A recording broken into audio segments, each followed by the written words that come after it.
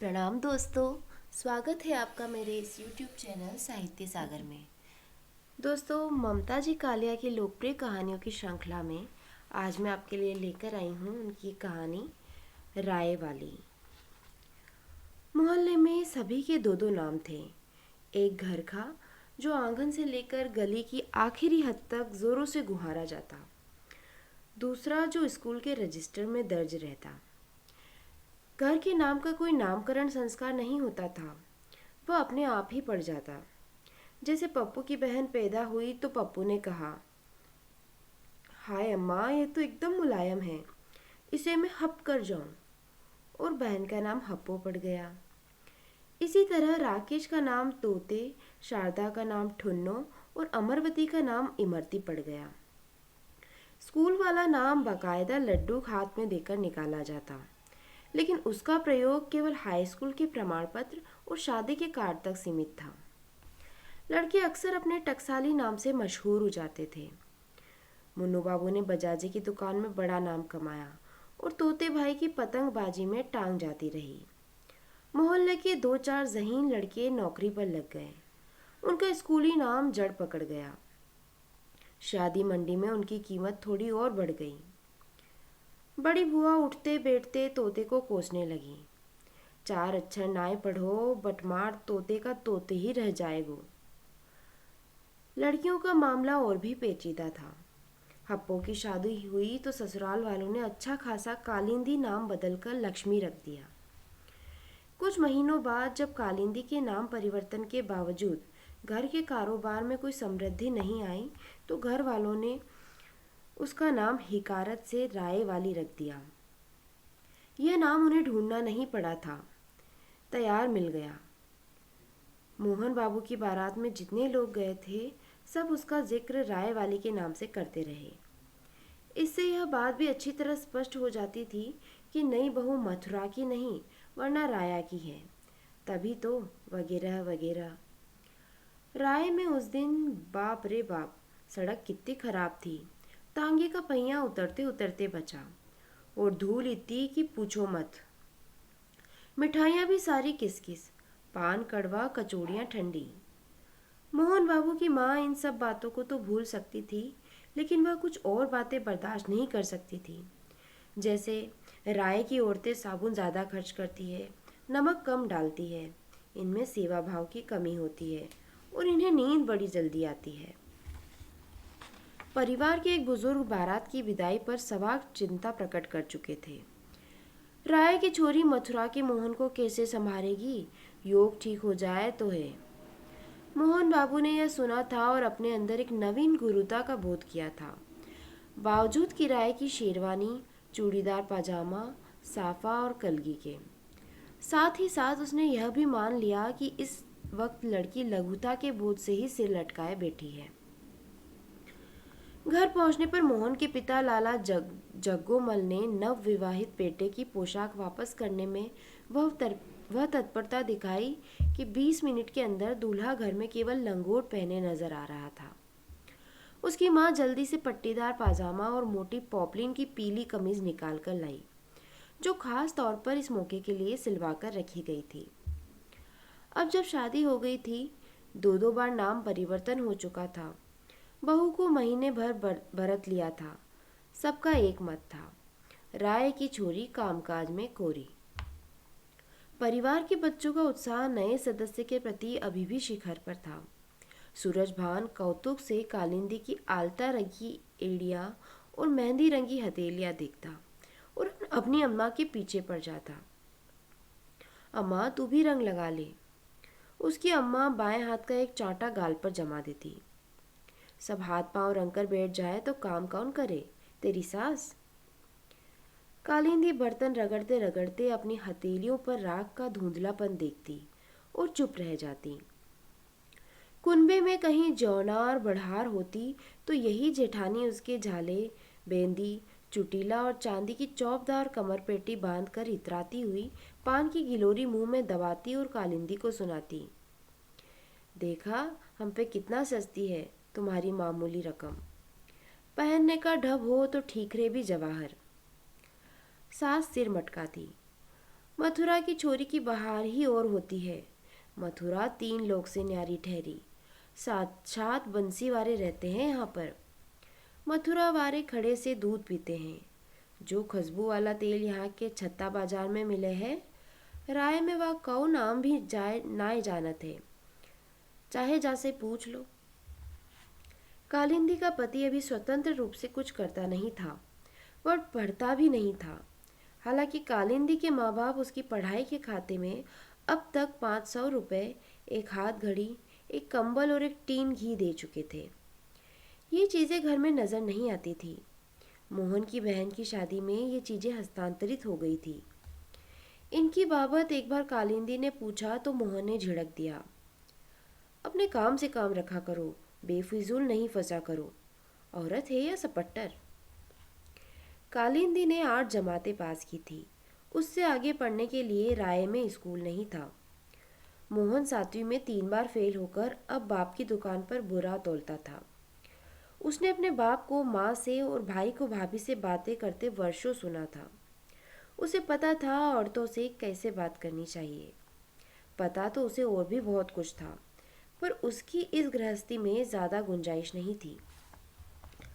रात 10 बजे वह दुकान का आखिरी दरवाज़ा बनकर घर आता, व्यालू करता और माँ के पांव दबाता। यह उसका रोज़ का नियम था। माँ दुनिया जहान की बातें करती रहती। जब बातें चुकने का खतरा पैदा होता, माँ भजन शुरू कर देती। मोहन उबासी लेता हुआ संगत करता और अंततः हिम्मत बटोर जैसे उठ जाने की कोशिश करता। माँ अपनी आवाज़ उठाकर पुकारती, अरे ओ, क्या नाम है, राय वाली, ज़रा मेरी कमर तो दबा जा। टुकड़ा टुकड़ा नींद की अभ्यस्त कालिंदी हचकचाकर उठ बैठती। देखती पति अभी तक सो नहीं पाया है। उसका मन मोहन के प्रति नरम हो जाता। उसे छुट्टी दिलाने की खातिर वह बरामदे में आ जाती और देर तक माँ की कमर पर श्रम करती। माँ की सामाजिकता इस वक्त शिखर पर होती। नेक्सो तेल ले ले। हाँ जे जे बहुत दुख तो है राम जी। नेक जोर से दबा, दर्द की नस पकड़ के खींच। अब शरीर बहुत थक गयो। तू तो ब्याही आई तो लुगाई थी, मैं 11 साल की ब्याही थी। मेरी सास बड़े खड़े से पैर दबवाती थी सारी सारी रात। ये जो अगले दांत टूटे हैं तभी के हैं। खड़ी खड़ी एक बखत ऊँग गई। सास ने दूसरी टांग वह कसकर चलाई कि गिरी सामने की चौखट पे धम से। ऊपर के 4 दांत मगज में चढ़ गए। अब वो जमाने नहीं रहे, अब तो बहुओं का राज है। कालिंदी को याद आता, अभी पिछले साल में तो वह सहेलियों के साथ झूला झूला करती थी। नन्ही नन्ही बूंदिया रे सावन का मेरा झूलना, एक झूला डाला मैंने अम्मा के राज में, हो अम्मा के राज में। संग में सहेलिया रे झिलमिल के मेरा झूलना, नन्ही नन्ही बूंदिया रे। शांता के गाना शुरू करने पर कालिंदी शरारत से गाना आगे बढ़ाती। एक झूला डाला मैंने सासू के राज में, आधी आधी रतियां रे चक्की का मेरा पीसना। तब सब सहेलियां खिलखिलाकर हंस पड़ती। पाँव फटने से पहले कमर शांत नहीं होती थी। कुछ ही देर बाद एकदम शोर मच जाता। नल आ गए, बड़ी कूंड एकदम खाली पड़ी है, कपड़े धुलने हैं, बाल्टियां भरनी हैं। रात बर्तनों में चूहिया मूत गई है। अरे बहू, तूने तो कुंभकर्ण को मात कर दियो, शर्म कर, दिन चढ़े भरतार को लेकर सोई पड़ी है। इस उल्हाने के साथ साथ बहू बाल्टियां लेकर नल की तरफ भागती और भरतार लोटा उठाकर मैदान की तरफ। बाद में यही मोहन भयंकर वेश्यागामी हो गया। अब वह पत्नी का इंतजार न करता। भरी दोपहर चौक में राजो पहाड़न के यहाँ हाजत रफा कर वह रात रात भर माँ के साथ बैठा भजन करता। माँ उसे श्रवण कुमार की कथा सुनाती। वह संकल्प करता कि वह श्रवण कुमार से भी अधिक महान बनेगा। माँ उससे पैर दबवाती, वह सिर भी दबा देता। राजू को नथनी के सपने लेता वह माँ के खटोले के पास ही अपना झिंगोला बिछा लेता। लेकिन ये बातें उसकी निजी थी, जैसे अंटी में बंधे रुपए। इनसे पत्नी पर उसका कब्जा कम नहीं होता, कुछ बढ़ ही जाता था। आंगन बुहारती कालिंदी को देखकर उसे कोई असुविधा नहीं होती। बल्कि वह यह सोचता कि उसका यही सही इस्तेमाल है। सीने पिरोने, काढ़ने बुनने की शौकीन कालिंदी ढोलक भी बहुत बढ़िया बजाया करती थी। राय में कोई शादी ब्याह उसकी ढोलक के बिना आरंभ न होता। बचपन में आटे के कनस्तर पर ही हाथ आजमाया करती। जरा बड़ी हुई तो कोठरी में टंगी ढोलक उसकी अच्छी साथी बन गई। सहेली चिढ़ाया करती, अपने ब्याह में भी यह खुद बजाएगी, हमारी बजाई तो उसे पसंद ही नहीं आएगी। माँ ने पचरंगी ढोलक दहेज में दी थी। ससुराल में एक एक चीज़ की शिनाख्त कुछ इस प्रकार की गई थी कि ढोलक फालतू सामान सी बच्चों के हाथ पड़ गई। सूरजभान का छोटा भाई ब्रजभान पहले उससे कुर्सी का काम लेता रहा, फिर पहिए का। साल के अंत में जब वह इम्तिहान में अनुत्तीर्ण हुआ तो उसके पिता ने एक लात मारकर ढोलक फाड़ दी। पतूरियों वाले शौक रखता है, पहले नाक पहुँचना तो सीख। पूरे 150 रुपये पानी में मिल गए। अगले बरस तेरी फीस फिर से कौन भरेगा? तेरा ससुर। कालिंदी का कलेजा फटकर रह गया। उसे लगा यह लात उसी को मारी गई है। ऐसे अपमान अब अजनबी नहीं रहे थे, फिर भी वह इनकी आदी नहीं हो पाई थी, बल्कि रोज पहले से ज्यादा चोट महसूस होती थी। व्यक्तित्व के सभी हिस्से मार खा खा कर कच्चे और कमजोर पड़ गए थे। ऐसे मौक़ों पर उसे लगता कि मोहन के स्वतंत्र होने से पहले ही वह ढोलक हो जाएगी। दाऊजी बाऊजी के सामने वह बोल भी क्या सकती थी। पति के सामने उसने दो एक बार बोलने का प्रयत्न किया था, लेकिन उसने पाया कि मोहन के दिमाग में बोरों की गिनती, माँ का गठिया और घर का खर्च कुछ इस तरह भरा है कि किसी और चर्चा की वहाँ गुंजाइश नहीं है। उल्टे वह कालिंदी से पूछता, क्या बात है, घर में कोई तुमसे खुश नहीं है? एक बार कालिंदी ने कहा था, मैं भी तो खुश नहीं हूँ। तुम्हारी खुशी क्या होती है? तुम कोई लाट कलेक्टर की जाई हो? लाट कलेक्टर की जाई तो वो भी नहीं है। कालिंदी का इतना कहना था कि मोहन पंचम स्वर में चीखने लगा। जुबान लड़ाती है, बदजात कहीं की। मेरी माँ को कुछ कहा तो जीभ काट कर धर दूंगा। शोरगुल सुनकर तमाम अदालत हाजिर हो गई। तुरंत नालिश हुई। प्रत्यक्ष गवाहों की कमी नहीं थी। माँ की प्रचंड मुद्रा ने न्यायाधीश की भूमिका अदा की और मोहन ने बतौर सजा पास रखा पीतल का लोटा दन्न से मुजरिम के सिर पर दे मारा। कालिंदी को चक्कर आ गया। उसे उसी हाल में पड़ी छोड़ सब मोहन की खुशामद में लग गए। आगरे वाली से बात पक्की हुई होती तो आज यह दिन देखना नहीं पड़ता। रात दिन खटता है।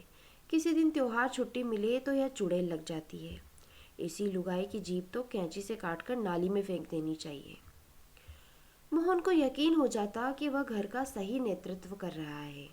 अपनी मर्दानगी में उसकी आस्था द्विगुणित हो जाती। मोहन के छोटी भाई शाम का विवाह था। तिलक की रस्म हो चुकी थी। गुड़ चढ़ी का 3 दिन बाद मुहूर्त था। शुक्रवार को रस्म थी। बृहस्पतिवार दोपहर को राय से एक खत आया, जिसका ऊपर का एक कोना फटा हुआ था। पत्र सबसे पहले बच्चों के हाथ पड़ गया। बच्चे कुछ देर आपस में यह सलाह करते रहे कि यह चिट्ठी मिलकर बांच ली जाए।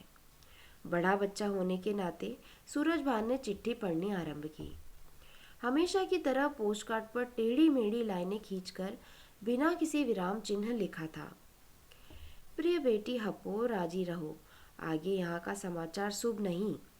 तुम्हारी मैया सोमवार 7 बजे पेट के फोड़े में चीरा लगते ही सरगवास कर गई। बड़ी तकलीफ पाई। मछली की नाई तड़प तड़प कर पिरान निकले। लल्ला बाबू तब से रोते हुए चिट्ठी को तार समझ फौरन से पेशतर पहुंचे तुम्हारे बाबू। मजमून पढ़ बच्चों के होश उड़ गए। वे दौड़े दौड़े अंदर गए और बर्तन मांजती राय वाले के पास दूर से ही चिट्ठी पटक इधर उधर खिसक गए। घर से आया पोस्टकार्ड देख कालिंदी लहक कर उठी। राख भरे हाथों से ही उसने चिट्ठी पकड़ ली। एक बार पढ़ी, उसे कुछ समझ नहीं आया। उसने पलटकर पता देखा, फिर पढ़ी। जैसे ही उसे यकीन हुआ वह अवसन्न जहां की तहां बैठ गई। कुछ देर बाद सास अपनी दैनिक गश्त पर निकली तो पाया काम अधूरा छोड़ राय वाली आराम फरमा रही है। उसने अपना तरकश संभाला और एक भांड चलाया। तब तक सन्न बैठी राय वाली की ऐसी हृदय हृदय विदारक चीख निकली कि घर तो घर, दुकान के लोग भी जुट गए। सास एकदम हवनक हो गई। लो, मैंने कुछ न कहा न सुना, बस यहाँ से गुजरी तो उसे चुड़ैल चढ़ गई। कैसी इंजन जैसी चिल्ली मारी कमबख्त ने। पोस्ट कार्ड कुछ क्षण बाद बरामद हुआ, जब कालिंदी अचेत होकर एक ओर लुढ़क गई। पत्र पढ़कर सब सोच में पड़ गए। ब्याह का मौका था, बेहिसाब काम था। आपस में सलाह मशविरा कर फैसला हुआ कि इस वक्त राय वाले को राय भेजना ठीक नहीं। घर के काम में घर के लोग काम न आएंगे तो क्या गैर आएंगे। इसलिए रात में जब सिसकते सिसकते कालिंदी ने पति से कहा कि वह उसे जल्द से जल्द राय पहुंचा दे, तो उसने फैसला सुना दिया। कालिंदी को विश्वास न हुआ। हटो, ये क्या मजाक है, ऐसे में भी कोई रोकता है। मोहन तमक कर बोला, मजाक करते होंगे तेरे यार, हम तो साफ बात करते हैं। कालिंदी अड़ गई। मैं तो जरूर जाऊंगी, सब कहेंगे माँ के मरने पर भी नहीं आई। मोहन भी अड़ गया। सोच लो, ये घर या वो घर, इस मौके पर चली गई तो वापस घुसने नहीं दूंगा, पड़ी रहना सारी उम्र बाप के द्वारे। कालिंदी सन्न रह गई। ये तो उसने सोचा भी न था। एक मन हुआ आधी रात में उठकर भाग जाए। लल्ला बाबू के आंसू भरे चेहरे आंखों में उतर आए, पर उसके हाथ में अधेला भी न था। रात भर माँ आंखों के आगे घूमती रही, तरकारी काटती, परांठे सेकती, उसके बाल गूंथती, हंसती, लेटती, बैठती, उठती, चलती फिरती माँ। सुबह घर मेहमानों से भर गया। पूरी, कचौड़ी, मिठाई, नमकीन, बच्चों की धक्कापेल, नाइन की गाली गलौज में कब सुबह हुई कब दोपहर, कुछ पता न चला। कालिंदी सूखा मुंह लिए सारा दिन दौड़ती रही। शरबत बनाती, पत्तल लगाती, पैर छूती, पानी पिलाती। सास ने कहा, कल से बुखार है इसे, पर देवर के ब्याह का उछाह तो देखो, बिना खाए पिए जुटी हुई है। शाम 4 बजे जब गीतों के लिए औरतों ने ढोलक संभाली, कालिंदी का सिर फटा जा रहा था। वह अपने कमरे में जाकर पड़ गई। सारा दिन काम करते उठते बैठते माँ की सूरत आंखों के आगे मंडराती रही थी। अब एक बार की बांध टूट गया। तभी बाहर से औरतों की चहल पहल। राय वाली कहाँ गई? राय वाली को बुलाओ। उसके साथ ही कालिंदी को अपने सिरहाने सास की दबी घुड़की सुनाई दी। मेरे घर में आज के दिन अजगुन न मना राय वाली, कल अपने घर जाकर फिर जी भर कर रोई हो। कालिंदी उठी और औरतों की महफिल के बीच आ गई। ढोलक उसकी तरफ सरका दी गई। एक बार फिर माँ की सूरत उसके आंखों के सामने कौंध गई। उसके हाथ न उठे। सबका संवेद उल्हाना, शोर तमाशा, सास की बनेली आंखें देख उसने पलक मूंदकर जबरन हाथ उठा, एक हल्की सी थाप लगाई और ढोलक उसके हाथों में खनकती गई, खनकती गई। कुछ चंचल लड़कियां उठकर नाचने लगी। कालिंदी भी ढोलक छोड़कर खड़ी हो गई और सबके साथ मिलकर उसने वह चक्करदार लहरिया नाच नाचा कि सारी महफिल दंग रह गई। साथ उठी लड़कियां हाँफ गई, लेकिन कालिंदी नाचती रही और तब तक नाचती रही जब तक नाचने वालों के बीचों बीच गिरकर चारों खाने चित्त न हो गई। दोस्तों, कहानी यहीं समाप्त होती है। कहानी आपको कैसी लगी मुझे कमेंट बॉक्स में लिखकर ज़रूर भेजना। और दोस्तों, अगर आपको मेरे द्वारा सुनाई गई कहानियाँ पसंद आ रही है तो प्लीज़ मेरे चैनल को सब्सक्राइब कीजिएगा तथा अपने दोस्तों और परिचितों में शेयर भी कीजिएगा। आपका बहुत बहुत धन्यवाद।